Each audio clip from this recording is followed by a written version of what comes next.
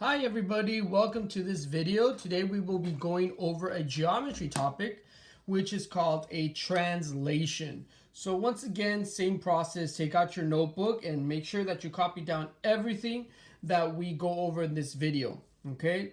For the geometry, it is best for you guys to use a graph paper, as you notice that we're going to be graphing. So if you have a graph paper, I'll give you some time, go ahead and go grab it or pause this video.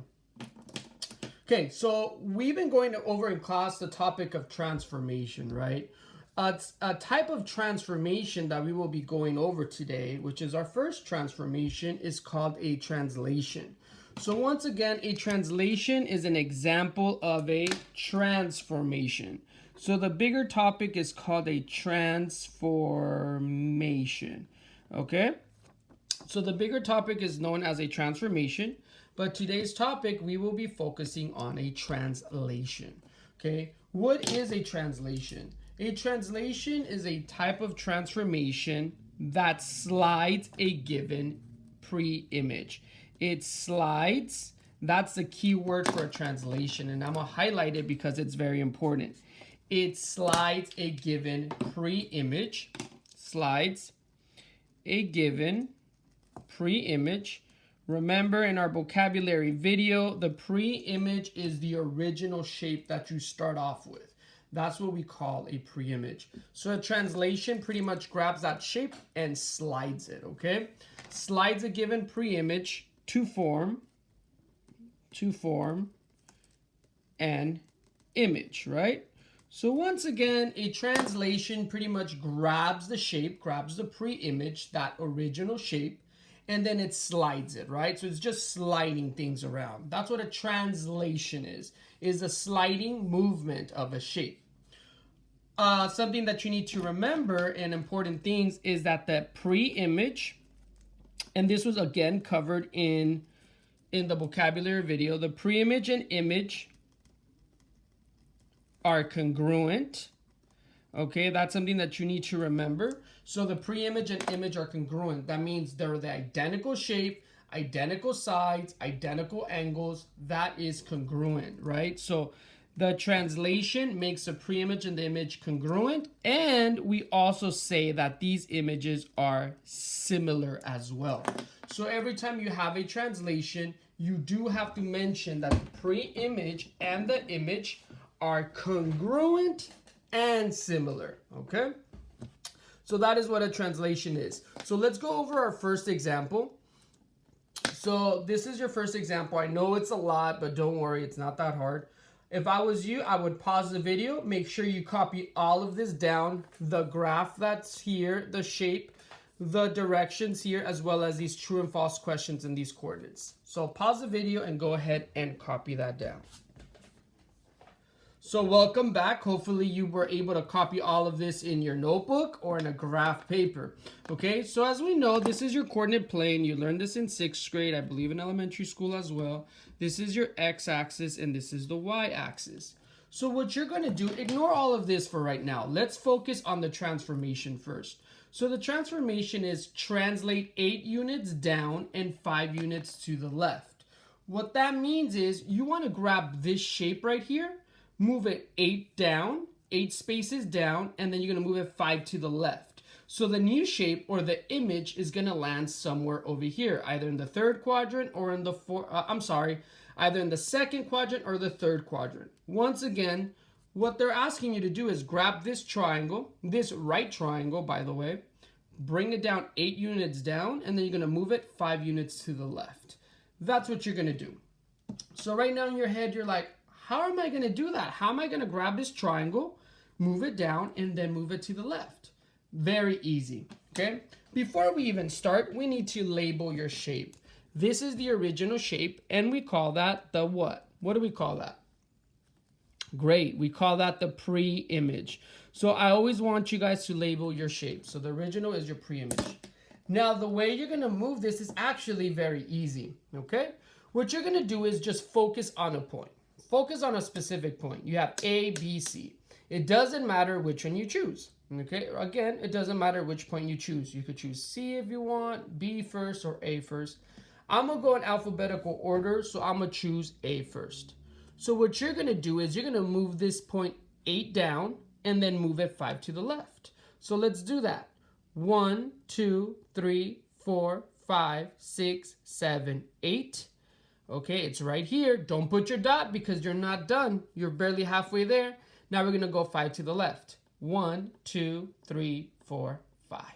And that right there will be your new point. We're going to label that point A prime. Remember, in our vocabulary, we always use those little apostrophes at the top to represent the image. Now we're going to do that with all the other points. Same process. I'm going to choose B now. I'm going to go 8 down. 1, 2, 3, 4, 5, 6, 7, 8. And then I'm going to go 5 to the left. 1, 2, 3, 4, 5. There we go. I'm going to put my dot there. And I'm going to label that B prime. Okay? Let's keep on doing C prime. 1, 2, 3, 4, 5, 6, 7, 8. And then 5 to the left. 1, 2, 3, 4, 5. And there you go, ladies and gentlemen. There's your image. Now the only thing is just connect the dots. If you have a ruler, that would be awesome. I don't have a ruler. Okay? I'm going to do my best. And there you go. This is what we label this, and we name it the image. And ladies and gentlemen, you just translated this shape. You moved it 8 down and 5 to the left. Okay? Now we're going to go ahead and answer these other questions. These questions here, the reason they're asking you these questions is to make sure that you actually understood it, to make sure also that your image that you drew was drawn correctly. Okay, so that's the reason why they ask you these questions. I'm just changing the lighting. I'm recording this video in the afternoon, so the sun is shining a lot. Okay, so let's go ahead and answer this question, A prime. They're just asking you what's the coordinate of this point. So I start at the origin. I move 1, 2 to the left. Because I move to the left, I remember that that's negative. So that means this is -2. And then I go down 2. So 2 to the left and down 2. I know if I go down, that's also negative. So 2 to the left, 2 down. So the point is -2, -2. Okay, I'm going to go ahead. Now they're asking me for C prime. C prime is over here. I move to the right, and I know if I move to the right, it's positive. So I move 1, 2, 3. So it should be +3. And then I go 1, 2, 3, 4, 5, 6. That 6 is a -6 because I went down. And there you go. Those are the points. Now let's go ahead and answer these questions. They're actually very easy. True or false? Triangle ABC is congruent to triangle A prime, B prime, C prime. These two triangles are congruent. Well, if you remember the notes that we took, a translation will always make congruent shapes. So therefore, this statement is true. Okay? Let's go to the next statement. It says, triangle ABC is similar to triangle A prime, B prime, C prime. So if I look at this statement over here, translations make congruent figures and they also make similar figures. So this statement is true. It's similar? Yeah, because they're the same shape. They're similar shapes. Let's go to the next section. It says true or false. This symbol means angle. Angle A is larger than angle A prime. They're saying that this angle right here is bigger than this angle. Well, in the previous notes at the beginning, we said that the shapes are congruent. What that means is the angles are the same, the sides are the same, everything's the same. So A cannot be larger than this one because they have to be congruent. So this has to be false. And then if we go to the next one, it says true or false, angle C is congruent to angle C prime. They're saying that this angle and this angle are the same. And that is true because we made congruent figures. So there you go. You just done a translation and answered those questions. Okay, let's do one more problem. Here it is. Once again, if I was you, I would pause the video and then copy all of this down. Welcome back. Hopefully you paused the video and you were able to copy all of this information. I know it's a lot. Okay, so let's get started. So we have a translation or translate. That's a transformation. Remember, it slides. In this case, we're going to slide this rectangle to the right, and we're going to move it 3 down. Okay, like we mentioned on the previous problem, we just pick a point. Okay, normally I like going in alphabetical order, so I'm going to pick letter A. So I'm going to go 5 to the right, 1, 2, 3, 4, 5, and then I'm going to go 3 down, 1, 2, 3. So I am right here, and that will be A prime. And ladies and gentlemen, hopefully you guys stop and you're like, wait, you forgot to label your shape. This should have been labeled first, right? That's your preimage. As long as you label them, you should be fine, okay? So did I label the other one? Yes, I did. I'm just checking. Okay, so let me go to the next one. I'm going to choose B. So I'm going to go 5 to the right. 1, 2, 3, 4, 5. And then I'm going to go 3 down. 1, 2, 3. So here is my new point for B. I'm going to label it B prime. I'm going to repeat the process for the other ones. 1, 2, 3, 4, 5. And then 3 down. 1, 2, 3. I didn't go in alphabetical order. Whoops. Doesn't matter. 1, 2, 3, 4, 5, and then 3 down. 1, 2, 3 down. There it is. C prime. Connect the dots. There it is. This is looking good. If you have a ruler, it's going to look even better. So if these shapes look the same, I mean, you're good. You did it correctly. This is called the image. Don't forget to label it. Okay. Now we're going to answer this question on the side. If you get this question on the side correct, that means your image was drawn correctly, okay? So they're asking you for C prime. C prime is here. So to go to C prime, I stay in the middle, right? So that's going to be 0. And I go 1, 2. I go 2 down. If I go down, that means that 2 is going to be a negative 2. B prime is over here. I start in the middle. I go 1, 2 to the right, right? And if I go to the right, that means it's a positive 2. From there, I'm going to go 1, 2, 3 up. If I go 3 up, that's also a positive. So it's a positive 3. So there you go. I'm done with this one. I'm ready to answer these true and false questions, which should be pretty easy.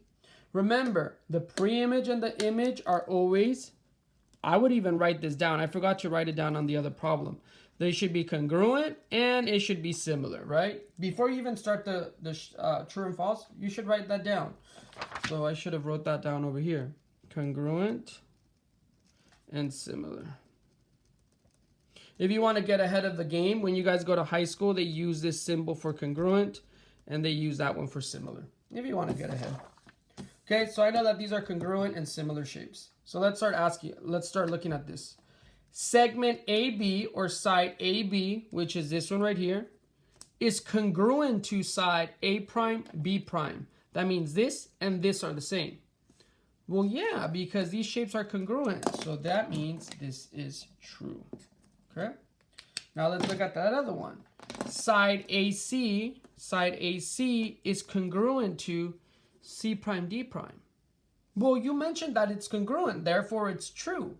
But you need to just be very, very careful. They are comparing this side, AC, and C prime, D prime. Clearly, if you look at this, are these the same? No. In this case, this should have been false. A lot of students will put true because they're like, oh, I see the word congruent, therefore I'm a circle. It's true. You just need to be careful.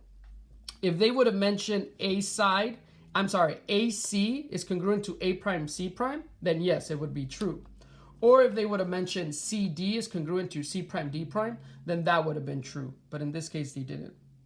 Next one.